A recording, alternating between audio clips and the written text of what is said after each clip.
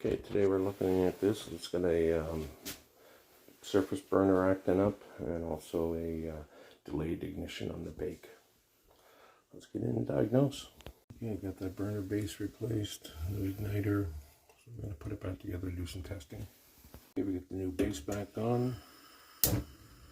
Nice clean blue flame, quick ignition. This will be a good one. Now we're going to get into the oven.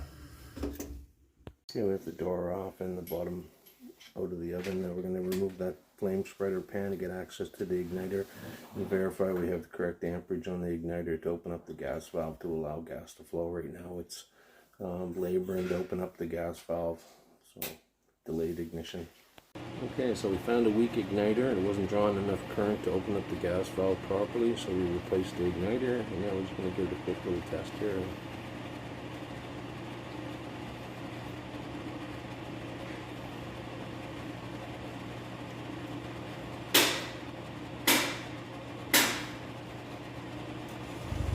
There we go, we got ignition. Everything looks good.